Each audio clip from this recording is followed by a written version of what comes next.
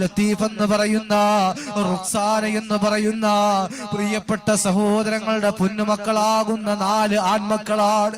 ആ വാപ്പ വളരെ ആഗ്രഹിച്ചു പോയി കാണുമല്ലോ, നാളെ ഞാൻ ജനാസയായ എന്റെ 4 ആൺമക്കൾ എന്റെ മയ്യത്ത് കട്ടിലിൽ ഇങ്ങനെ പിടിക്കുമല്ലോ എന്ന് ആഗ്രഹിച്ചു പോയ വാപ്പയാണ് കണ്ടുപോയത്. ആ പൊന്നുമക്കളെ താലോലം പാടിയ വാപ്പ, കയ്യിലെടുത്ത് വെച്ചിട്ട് സ്നേഹത്തിന്റെ ചുടുചുംബനം കൊടുത്ത വാപ്പ, ആ വാപ്പ കണ്ടുപോയി. പ്രിയപ്പെട്ടവരെ, 4 മക്കളെ അതാ കൊണ്ടുവന്ന് മയ്യത്ത് കബറടക്കുകയാ. എത്രയോ മലയാളികളാണ് ആ മയ്യത്ത് നിസ്കാരത്തിന് സാക്ഷിയായത്. റബ്ബേ, അങ്ങനെയുള്ള മരണമൊന്നും ഞങ്ങളുടെ മക്കൾക്ക് നൽകല്ലേ അല്ലാ. അല്ലാഹുവേ, താങ്ങാൻ കഴിയില്ല അല്ലാ.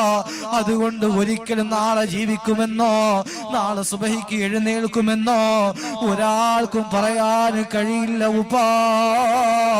അല്ലാഹുവേ, ആ പ്രയാസം അനുഭവിക്കുന്ന ലത്തീഫ് എന്ന് പറയുന്ന പ്രിയപ്പെട്ട സഹോദരൻ, അല്ലാഹുവേ, ഐസിയുവിലായി കഴിയുന്ന, ഓപ്പറേഷനുകൾക്ക് വിധേയമായ റുക്സാന എന്ന് പറഞ്ഞ ആ സഹോദരി, അല്ലാ ആഫിയത്തുള്ള ദീർഘായുസ് കൊടുക്കണേ അല്ലാ.